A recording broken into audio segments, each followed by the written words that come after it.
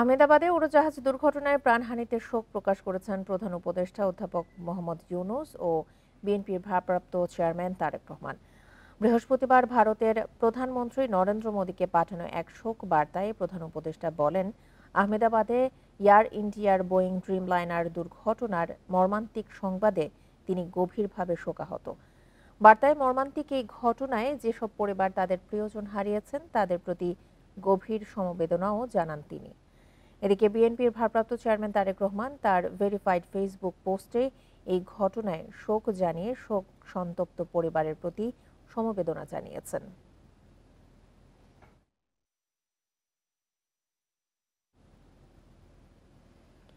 প্রধান উপদেষ্টা অধ্যাপক মোহাম্মদ ইউনূসের সঙ্গে বিএনপির ভারপ্রাপ্ত চেয়ারম্যান তারেক রহমানের বৈঠক আজ।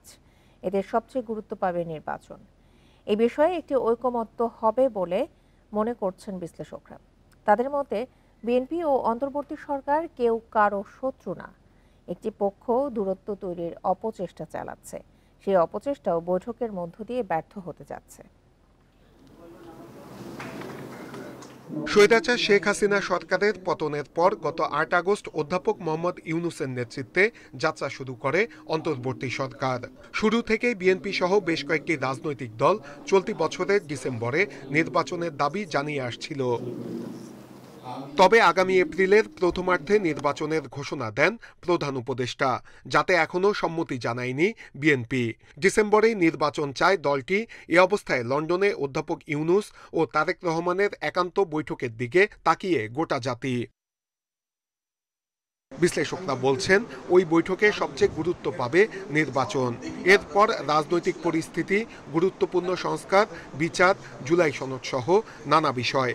বৈঠকটির মধ্য দিয়ে অবসান হতে পারে সব দ্বিধা দ্বন্দ্বের।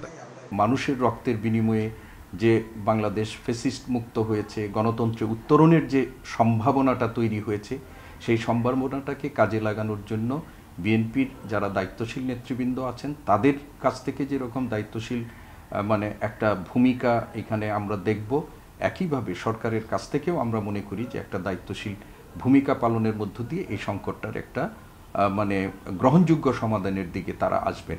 গোটা দেশবাসী বৈঠকটির দিকে তাকিয়ে তাই তা কোনোভাবেই ব্যর্থ হওয়ার সুযোগ দেখছেন না বিশ্লেষকরা।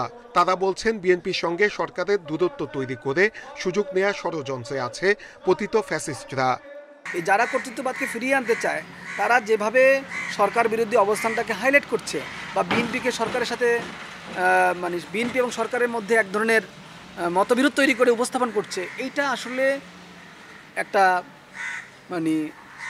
তৃতীয় পক্ষের কাজ, বিএনপিরও কাজ না, সরকারের কাজ না। ঐক্যতে যদি চির ধরে তাহলে আমাদের শত্রু দেশরা এটার অ্যাডভান্টেজ নেবে। তো সেটা তো সবারই মাথায় রাখা দরকার। এবং এই যে বৈঠকটা হবে ওনাদের, এই এক বৈঠকেই সব কিছু সলভ হয়ে যাবে তা তো না। এটা একটা বলতে বলা যেতে পারে যে it is just the beginning. এপ্রিলের আগে বা পরে যে কোনো সুবিধামতো সময়ে নির্বাচনের বিষয়ে দুপক্ষের মধ্যে ঐক্যমতের আশা করছেন বিশ্লেষকরা। নূরে আলম, ইন্ডিপেন্ডেন্ট নিউজ, ঢাকা। লন্ডনে বাকিংহাম প্যালেসে ব্রিটেনের রাজা তৃতীয় চার্লসের সঙ্গে বৈঠক করেছেন প্রধান উপদেষ্টা অধ্যাপক মোহাম্মদ ইউনূস। এ সময় কিংস চার্লস হারমোনি অ্যাওয়ার্ড গ্রহণ করেন প্রধান উপদেষ্টা। এছাড়া বাংলাদেশের সংস্কার কার্যক্রম এবং গণতান্ত্রিক রূপান্তর প্রক্রিয়া নিয়ে আলোচনা করেন তারা। লন্ডনে সাংবাদিকদের এই তথ্য জানান প্রধান উপদেষ্টার প্রেস সচিব শফিকুল আলম। বলেন, প্রায় ৩০ মিনিটের বৈঠক অত্যন্ত সৌহার্দ্যপূর্ণ ছিল। বৈঠকে পাচার হওয়া অর্থ পুনরুদ্ধারের বিষয়ে প্রধান উপদেষ্টার এবারের যুক্তরাজ্য সফর সবচেয়ে বেশি গুরুত্ব পাচ্ছে। বলেন, এই বিষয়ে ব্রিটিশ সরকারের সংশ্লিষ্ট কর্মকর্তারা বাংলাদেশকে যথেষ্ট সহযোগিতা করছেন। ক্ষুদ্র ঋণ, সামাজিক ব্যবসা ও 3-0 ধারণার মাধ্যমে মানুষের কল্যাণে কাজ করার স্বীকৃতি স্বরূপ এই পুরস্কার পেলেন অধ্যাপক ইউনূস। প্রধান উপদেষ্টার কিংস চার্লস হারমোনি অ্যাওয়ার্ড গ্রহণ পুরো বাংলাদেশের জন্য সম্মানের বলে জানান প্রেস সচিব। পুরো বাংলাদেশের জন্য এটা একটা বড় অনার। তো উনি যে ওনাকে এই অ্যাওয়ার্ডটা দেওয়া হচ্ছে যে ওনার লাইফ লং যে উনি যেই কাজগুলো করেছেন, যেমন ধরেন মাইক্রো ক্রেডিট পায়োনিয়ারিং করা, এবং মাইক্রো ক্রেডিট যে পুরো বিশ্বে একটা বড় রকমের একটা টুল, এই ইয়েকে অ্যাড্রেস করার জন্য, পোভার্টিকে কমব্যাট করার জন্য। ভারতে বসবাস করা বাংলাদেশিদের যেভাবে সীমান্ত দিয়ে ঠেলে দেওয়া হচ্ছে তা অমানবিক। এ নিয়ে ভারতের হাই কমিশনারকে অবহিত করা হয়েছে বলে জানিয়েছেন স্বরাষ্ট্র উপদেষ্টা মোহাম্মদ জাহাঙ্গীর আলম চৌধুরী। বৃহস্পতিবার গাজীপুরে সাংবাদিকদের এ কথা বলেন তিনি। এদিকে বিএসএফ এর নিয়মিত পুশিন ঘটনার তীব্র নিন্দা জানিয়ে বিএনপির যুগ্ম মহাসচিব রুহুল কবির রিজভী বলেন, মাস্টার প্ল্যানের অংশ হিসেবে দেশটি এসব কাজ করছে। সাম্প্রতিক সময়ে সীমান্ত দিয়ে পুশিনের ঘটনা বেড়েই চলেছে। বৃহস্পতিবারও ৭৭ জনকে পুশিন করেছে ভারতীয় সীমান্তরক্ষী বাহিনী বিএসএফ। এর মধ্যে সিলেটে ৫৩ জন ও সুনামগঞ্জে ১৭ জন। লালমনিরহাট সীমান্তে আটক করা হয় ৭ জনকে। গাজীপুরের সালনা হাইওয়ে থানা ও ব্যারাক পরিদর্শনে গিয়ে স্বরাষ্ট্র উপদেষ্টা সাংবাদিকদের এ বিষয়ে বিভিন্ন প্রশ্নের জবাব দেন। তিনি বলেন, এভাবে পুশিন কোনো সমাধান হতে পারে না। ভারতকে সঠিক চ্যানেলে এই কাজ সম্পাদন করা উচিত বলে মন্তব্য করেন তিনি। আমাদের বাংলাদেশি নাগরিক যদি ওই অবদেশে থাকে আমরা অবশ্যই নিব, কিন্তু তারা একটা প্রপার চ্যানেলে আসতে হবে। নিয়ম হলো প্রপার চ্যানেলে। ওনারা করে নাকি এটা ফলো না করে এই জঙ্গলে রাস্তা ঠিক জায়গায় না ওই সব জায়গায় গিয়ে করে, এটা একটু অমানবিক। এদিকে বৃহস্পতিবার সকালে নয়াপল্টনে বিএনপির কার্যালয়ে এক সংবাদ সম্মেলনে পুশিনের প্রতিবাদ জানান বিএনপির সিনিয়র যুগ্ম মহাসচিব রুহুল কবির রিজভী। প্রতিদিন যেভাবে পুশিন চলছে তাতে এটি ভারতের মাস্টার প্ল্যান হতে পারে বলে মন্তব্য করেন তিনি। ভারতের লোক তাদেরকে বিদেশি বলে বাংলাদেশে তাদেরকে ঠেলে দেওয়া হচ্ছে। একটা মাস্টার প্ল্যান নিয়ে এই কাজগুলো করছেন কিনা এটা আজকে বাংলাদেশের মানুষের মধ্যে, আন্তর্জাতিক সম্প্রদায়ের মধ্যে, আঞ্চলিক মানুষের মধ্যেও এই প্রশ্নগুলি দেখা দিয়ে।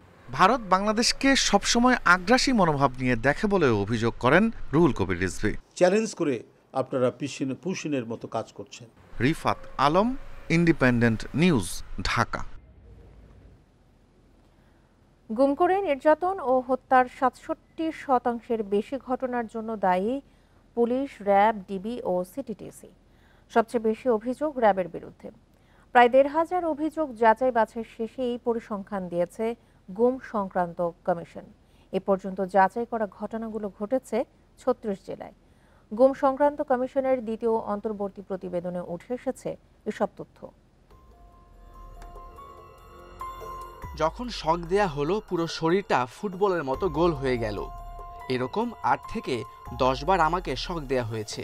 এই কথাগুলো আয়নাঘরের নির্যাতনের শিকার ভুক্তভোগীর। শুধু একজনই না, এমন অনেকের নির্যাতনের চিত্র উঠে এসেছে গুম সংক্রান্ত তদন্ত কমিশনের দ্বিতীয় প্রতিবেদনে। প্রতিবেদনে গুমের ঘটনায় প্রত্যক্ষ ও পরোক্ষভাবে জড়িত প্রতিটি বাহিনীর ভূমিকা তুলে ধরা হয়েছে। এতে বলা হয়, নির্যাতনের পর আটক ব্যক্তিদের অনেককেই বিচার বহির্ভূতভাবে হত্যা করা হয়। যাদের হত্যা করা না হতো তাদেরকে আটক রেখে নির্যাতন করত বাহিনীগুলো। কমিশনের প্রতিবেদনে বলা হয়, ঢাকা সেনানিবাসের ভেতরে যৌথ জিজ্ঞাসাবাদ কেন্দ্র ছিল ডিজিএফআই এর counter terrorism and intelligence bureau CTIB. এটি মূলত আয়নাঘর নামে পরিচিত। এটি সবচেয়ে কুখ্যাত আটক কেন্দ্রগুলোর অন্যতম, যেখানে ব্যাপক নির্যাতন এবং দীর্ঘদিন আটক রাখা হতো। অপহরণ করার জন্য মাঝে মধ্যেই র্যাবের গোয়েন্দা বিভাগ সহায়তা করত। এই র্যাবের বিরুদ্ধেই সবচেয়ে বেশি গুমের অভিযোগ। গুমের সাথে জড়িতদের বিচার নিশ্চিতে বিশেষ আদালত গঠনের আহ্বান মানবাধিকার কর্মীদের। যে অবকাঠামো আছে বিচার ব্যবস্থার, সেটা খুবই দীর্ঘসূত্রিতা। প্রিভিয়াস লাখ লাখ মামলা এমনি পড়ে আছে। আমাদের এখানে স্বল্প পরিমাণ জজ, স্বল্প পরিমাণ আদালত, লজিস্টিক সাপোর্ট নাই। সুতরাং এই গুম খুনের মামলা যদি নিষ্পত্তি করতে হয়, তাহলে পার্টিকুলারলি একদম নির্দিষ্ট সময় বেঁধে দিয়ে একটা কোর্ট ফুল নির্ধারণ করে দিয়ে সে শুধু গুম খুনের মামলাই করবে, আর কোনো কিছু করবে না। ২০০৯ সালের ৬ জানুয়ারি থেকে ২০২৪ সালের ৫ আগস্ট পর্যন্ত গুমের ঘটনা তদন্তে ২০২৪ সালের ২৭ আগস্ট কমিশন গঠন করে সরকার। ৪ জন প্রধান উপদেষ্টার কাছে তৃতীয় প্রতিবেদন জমা দেয় commission. Khaled Raihan, independent news, Dhaka. ঈদের ছুটিতে ভোগান্তি বেড়েছে রাজধানীর হাসপাতালগুলোতে। সেবা নিতে অপেক্ষা করতে হচ্ছে ঘন্টার পর ঘন্টা। হাসপাতাল কর্তৃপক্ষ বলছে, চিকিৎসক কর্মচারীরা ঈদের ছুটিতে থাকায় সেবায় বিঘ্ন ঘটছে। শনিবার থেকে সেবা স্বাভাবিক হবে বলে আশা কর্তৃপক্ষের।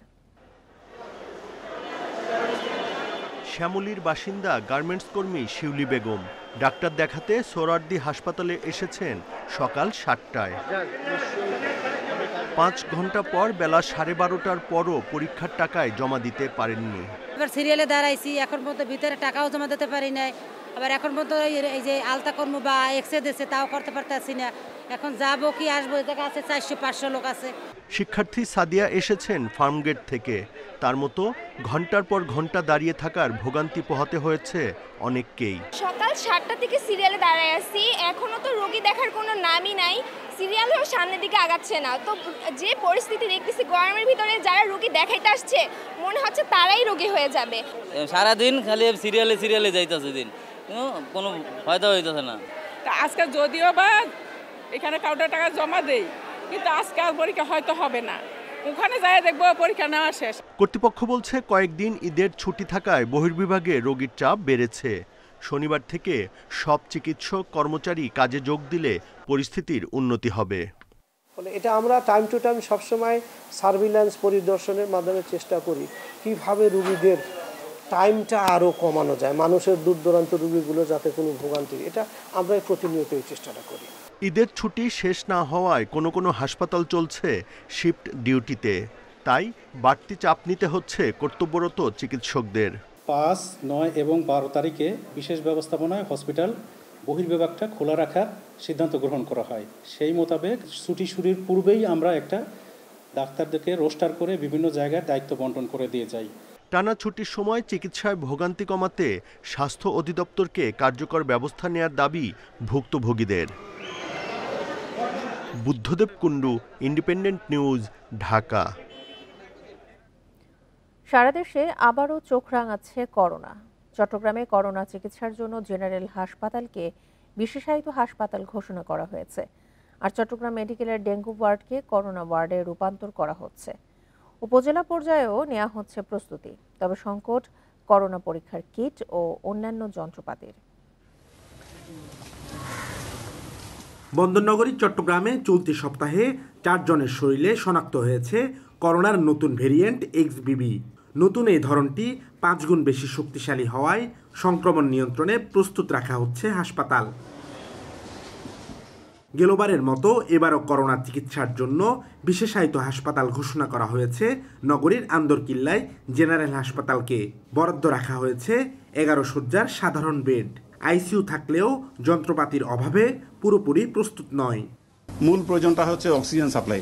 সেক্ষেত্রে চট্টগ্রাম জেনারেল হাসপাতাল অক্সিজেন সাপ্লাইয়ের ক্ষেত্রে এখন স্বয়ংসম্পূর্ণ, যেটা বিগত কোভিড-19 আমাদেরকে অনেক ধরনের ক্রাইসিস মোকাবেলা করতে হয়েছিল। এই মুহূর্তে সে ধরনের কোনো সমস্যা আমাদের নেই। এদিকে চট্টগ্রাম মেডিকেল কলেজ হাসপাতালের ডেঙ্গু ওয়ার্ডকে করোনা ওয়ার্ডে রূপান্তর করা হচ্ছে। তবে নেই কোনো শয্যা বা সরঞ্জাম। সংকট করোনা পরীক্ষার কিটেরও। কর্তৃপক্ষ বলছে অধিদপ্তরে চাহিদা পাঠানো হয়েছে।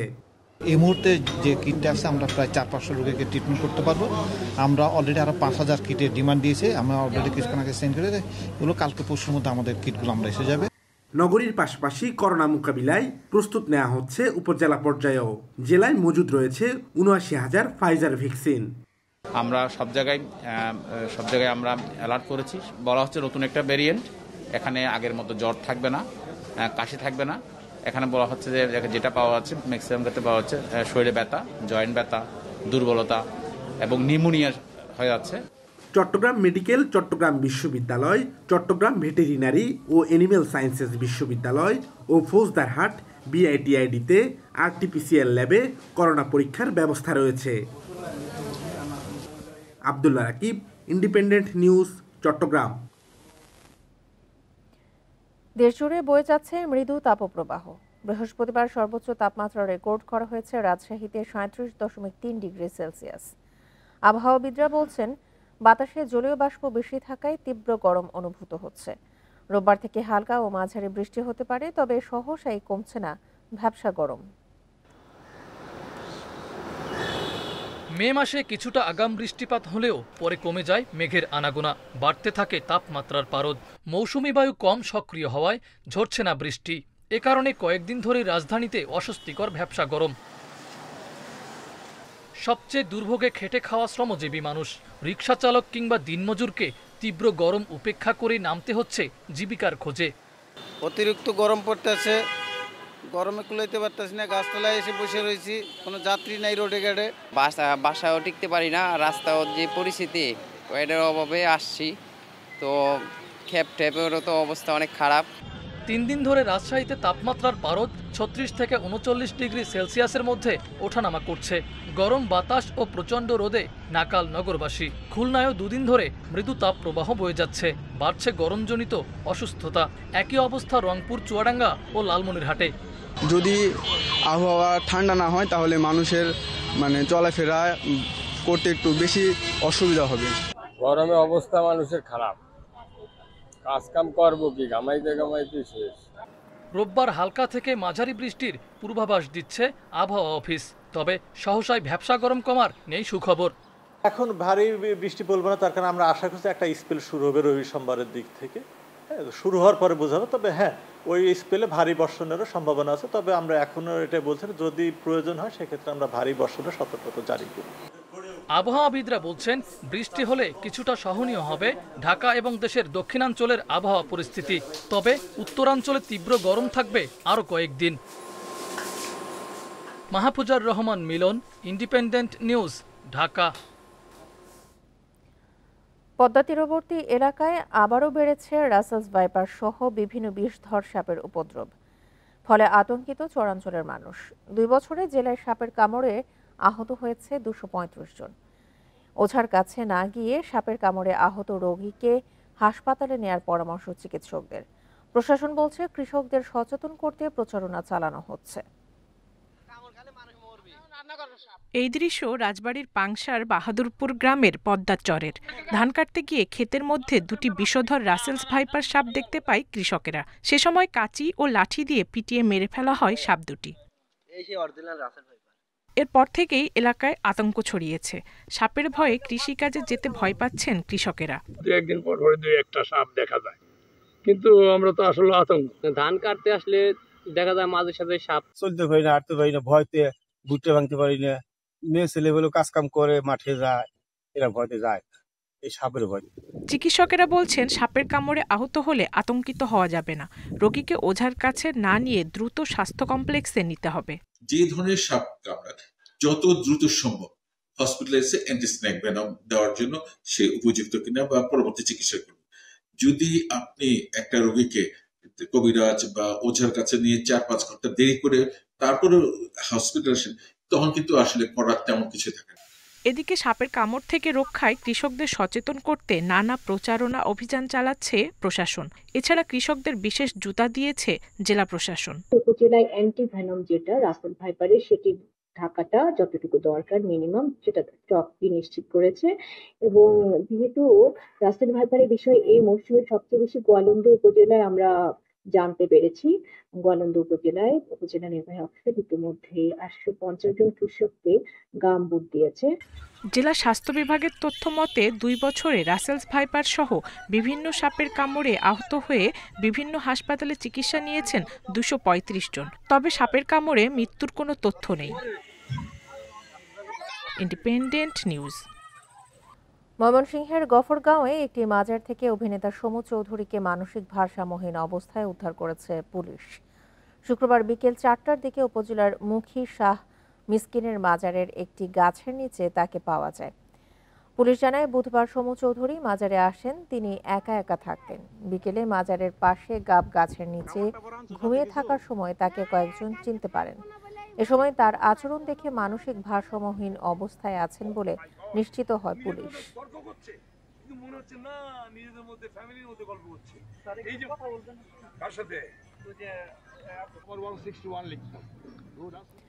নিখোঁজের 8 দিন পর উদ্ধার হলো সবুজবাগের ব্যবসায়ী জাকির হোসেনের মরদেহ।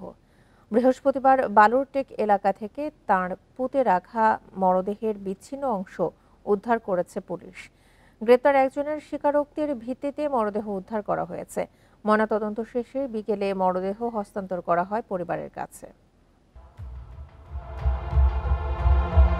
4 জুন রাত 11:30। সিসি ক্যামেরার ফুটেজে দেখা যাচ্ছে সবুজবাগের ভাইকদিয়া এলাকার ব্যবসায়ী জাকির হোসেন যাচ্ছেন প্রতিবেশী আজহার হোসেনের বাসায়। এরপর আর ফেরেননি তিনি।